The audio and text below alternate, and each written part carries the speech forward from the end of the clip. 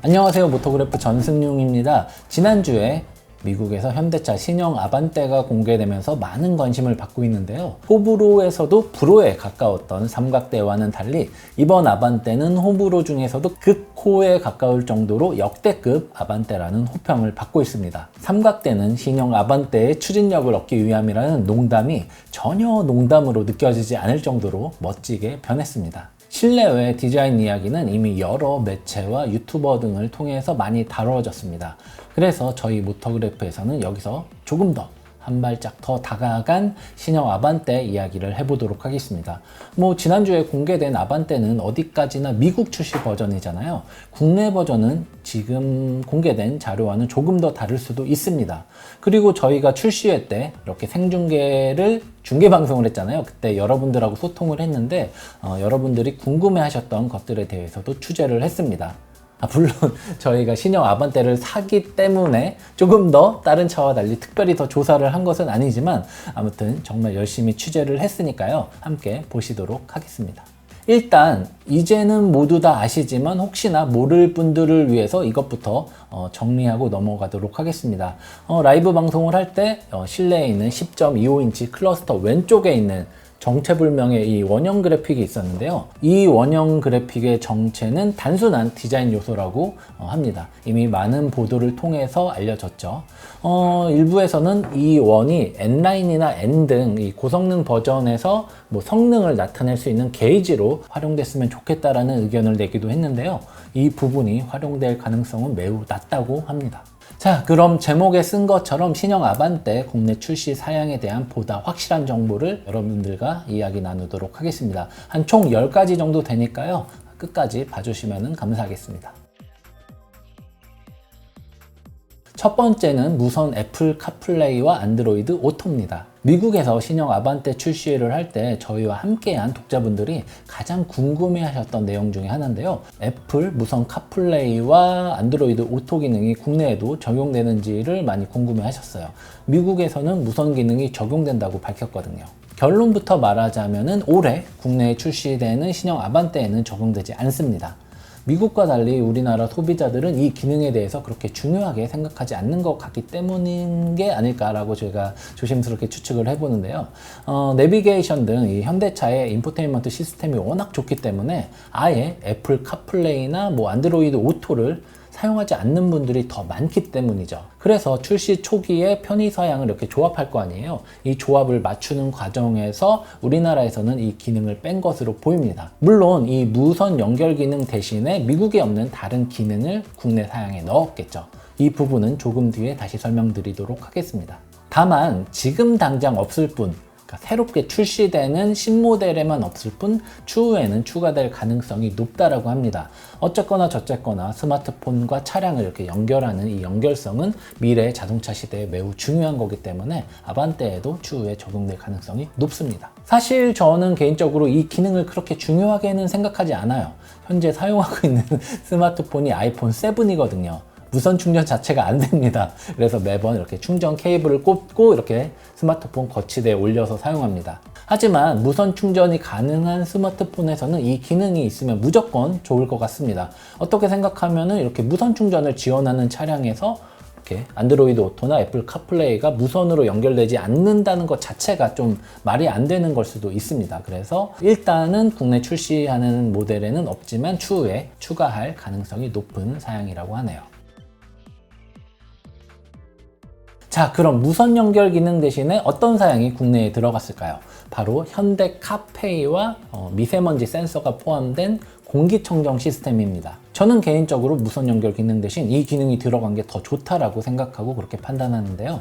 일단 제네시스에 처음 들어간 카페이 기능이 아반떼에도 적용됐다는 건 대단한 것 같습니다. 왜냐하면 제네시스는 요 끝에 있는 GV80이 요 끝에 있는 차고 아반떼는 요 밑에 있는 차잖아요. 최고급 모델에 들어간 옵션이 엔트리급 차량에도 적용됐다라는 것은 그만큼 현대차가 아반떼에 많은 신경을 썼다라는 건데요. 차에서 내릴 필요가 없이 다양한 결제를 차 안에서 할 수 있다라고 하니까 매우 편할 것 같습니다. 미세먼지가 포함된 공기청정 시스템 역시 황사에 코로나까지 덮친 이 상황에서 이 시국에서 꽤 유용한 편의 사양이 될 것 같네요. 이 기능이 들어간 차량을 제가 몇 번 타봤는데요. 차가 알아서 실내 공기의 질을 좋게 유지를 해주니까 매우 편하더라고요. 한마디로 제 결론은 무선 연결 대신에 이 기능을 넣은 것은 국내 자동차 이용 환경에 적합한 좋은 판단이라는 겁니다. 세 번째는 신형 아반떼의 연비 이야기인데요. 저희가 취재한 바로는 형제차죠. 기아 K3보다 신형 아반떼의 연비가 조금 더 좋다고 합니다. 그 이유는 플랫폼 때문인데요. 구형 플랫폼을 쓰는 K3와 달리 이번에 나오는 아반떼는 3세대 신형 플랫폼을 통해 만들어졌습니다. 플랫폼 개선을 통해서 다양한 경량화 시도가 있었겠죠. 그리고 여기에 조금 더 개선된 공기역학적 디자인을 통해서 연비를 조금 더 향상시킨 것으로 분석이 됩니다. K3의 경우 1.6 MPI 엔진과 무단 변속기를 조합한 일명 스마트 스트림 시스템을 통해서 기존 1.6 GDI보다 연비를 더 향상시켰는데요. 리터당 무려 14.4에서 15.2까지 이렇게 끌어올렸는데 아반떼는 이보다 더 좋다라고 하니까 놀라지 않을 수가 없겠네요. 연비 얘기가 나온 김에 하이브리드 연비도 좀 알아보도록 하겠습니다. 아반떼 하이브리드의 연비가 아이오닉보다 좀 떨어질 것으로 예상이 되는데요. 지난주 미국에서 신형 아반떼가 공개되면서 하이브리드 모델의 연비도 대략적으로 나왔는데요. 이때 미국에서 공개한 신형 아반떼 하이브리드 모델의 연비는 50 mpg 킬로미터 퍼 리터로 환산하면 약 21.2km 퍼 리터 이상이라고 밝혔습니다. 근데 저는 이 이야기를 듣고 좀 굉장히 의아했어요. 미국에서도 현재 아이오닉 하이브리드가 판매되고 있거든요. 그런데 이 아이오닉 하이브리드의 연비가 55에서 58 mpg입니다. 리터당 23.4에서 24.6km를 달릴 수 있다는 건데요. 같은 하이브리드 시스템을 쓴다면 이 두 모델의 연비가 비슷할 것이라고 예상을 했는데 미국에서 50 mpg 이상이라고 이렇게 대략적으로만 말한 것 보면은 아반떼 하이브리드의 연비가 아이오닉 하이브리드보다 이렇게 좀 떨어지는, 미치지 못하는 그런 결과가 나올 것 같습니다. 그 이유가 궁금해서 나중에 계속 찾아봤습니다. 왜 그러지 찾아봤는데 결과적으로 배터리 용량에서 차이가 있다는 것을 확인할 수 있었습니다. 아이오닉 하이브리드에는 1.56kWh급 리튬이온 배터리가 들어간 반면에 아반떼 하이브리드에는 1.32kWh급이 들어갔습니다. 엔진과 변속기, 모터 등 나머지 하이브리드 시스템은 동일한데 배터리 용량이 이렇게 줄어들면서 연비가 다소 떨어진 게 아닐까라는 생각이 드네요. 가뜩이나 아반떼 하이브리드가 나오면은 아이오닉은 망할 거라는 그런 말들이 파다했는데 아무래도 현대차에서는 이 아이오닉을 유지하기 위해서 나름대로 아반떼 하이브리드와 아이오닉 하이브리드의 차별점을 준 게 아닐까 싶네요. 그럼에도 불구하고 아반떼 하이브리드의 연비는 꽤 좋을 것으로 예상됩니다. 국내 기준으로 아이오닉의 연비가 22.4km per 리터잖아요. 그러니까 아무리 떨어진다고 해도 아반떼 하이브리드 역시 21km per 리터는 거뜬히 나오지 않을까 기대를 해봅니다. 일부 소비자들은 국내 버전에는 아이오닉처럼 1.56kWh급 배터리가 들어갈 수도 있지 않을까라는 기대를 하시기도 하는 것 같은데요. 현실적으로는 매우 어렵지 않을까라는 생각이 듭니다. 현대차가 아반떼 하이브리드에 아이오닉보다 작은 1.32kWh급 배터리를 이렇게 달았다라는 것은 그만큼 이 상품성에 대해서, 연비 효율에 대해서 자신이 있다라는 겁니다. 테스트도 충분히 해봤겠죠. 다섯 번째는 실내의 투톤 디자인이 확정됐다라는 겁니다. 신형 아반떼는 이런 파격적인 외관 디자인만큼이나 실내 디자인도 호평을 받았는데요. 저는 그 중에서도 이제 동승석과 분리된 운전자 독립된 그런 공간이 매우 좋다라는 평가를 했습니다. 공개된 실내 사진을 보면은 이 센터 페시아 중단부터 동승석 옆라인까지 이렇게 투톤으로 된 디자인이 사용이 됐는데요. 이 사양이 국내 모델에도 적용될지 궁금하다는 의견이 많았습니다. 실내 투톤 사양은 국내에도 적용이 됩니다. 미국에 공개된 사진에는 베이지 색상이 들어갔잖아요. 근데 우리나라에는 모던 그레이 색상이 들어간다고 합니다. 제가 이 소식을 듣고 다시 한번 그 실내 사진을 봤는데 미국에 들어간 이 투톤이 베이지인지 이 모던 그레이인데 이 사진상 베이지처럼 보이는 건지는 잘 모르겠더라고요. 그렇지만 아무튼 국내에는 모던 그레이 색상의 투톤 사양이 적용된다고 합니다. 여섯 번째는 LPI 모델입니다. 미국과 달리 우리나라에는 LPI 모델이 있습니다. 많은 분들이 아반떼 LPI에도 이 소나타처럼 도넛 트렁크가 적용되는지를 물어보셨는데요. 정확히 말하자면은 이 도넛 트렁크가 아니라 도넛 본배 또는 도넛 탱크가 맞는 표현이겠죠. 결론부터 말씀드리면 이렇게 동그란 도넛 본배는 안 들어갑니다. 이렇게 우리가 익히 잘 아는 그런 원통형 본배가 들어갑니다. 안 들어가는 이유 한마디로 말하면 이 본배 용량 때문이라고 저는 판단이 되는데요. 소나타의 경우 LF 때는 85리터짜리 일반형 원통 본배가 들어갔습니다. 그런데 이게 DN8로 바뀌면서 64리터짜리 도넛 본배로 바뀌었죠. LPG가 들어가는 양이 21리터나 줄어든 거죠. 이번 아반떼가 커졌다고는 하나 소나타보다는 한참 작습니다. 도넛 본배를 넣기에는 차가 너무 작은 것이죠. 아반떼 AD LPI 같은 경우도 일반형 본배 용량이 63리터 정도 됐어요. 그런데 도넛 본배로 바뀐다면 이제 한 50리터밖에 안 될 가능성이 높은 것이죠. 가뜩이나 LPI 모델은 총 연료 통량의 85%만 채울 수 있습니다. 그러면 실제로 아반떼 같은 경우는 도넛 본배로 바꾼다고 하면은 LPG가 40리터밖에 못 들어간다는 것이죠. 이에 따라 주행거리가 완전히 짧아질 수밖에 없는 겁니다. 너무 자주 이렇게 충전을 해야 되니까 실용성이 그만큼 떨어지겠죠. 그래서 도넛 대신 일반형 원통 본배를 넣었다고 생각이 됩니다.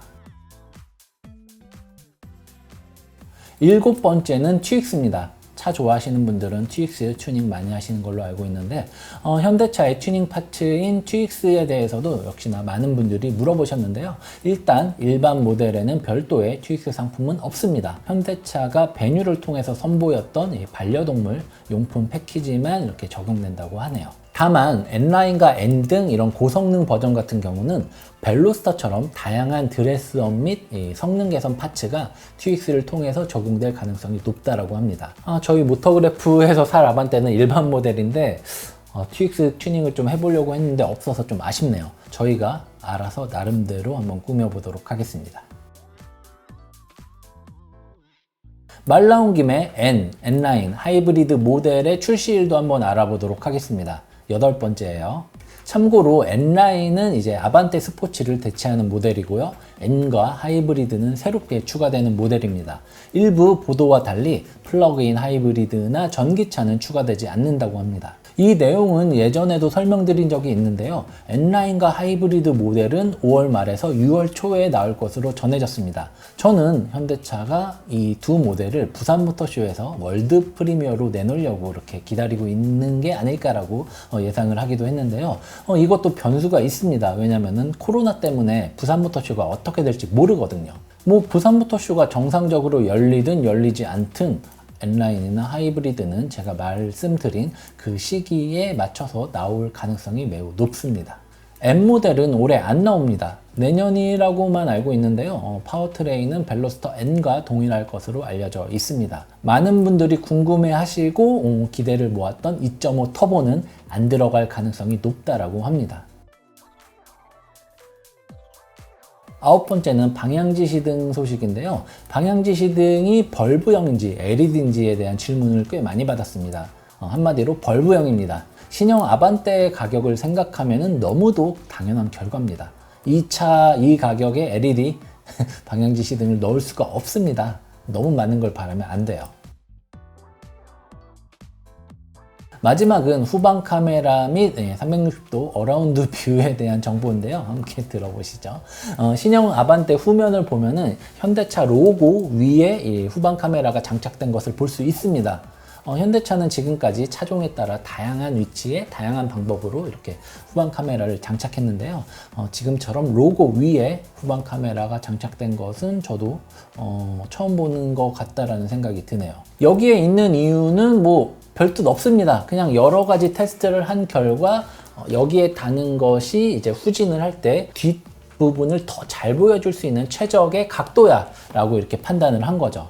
현대차가 구멍가게도 아니고 아마 수만 번의 반복 시험을 거쳐서 그 위치로 후방 카메라를 결정을 했을 겁니다.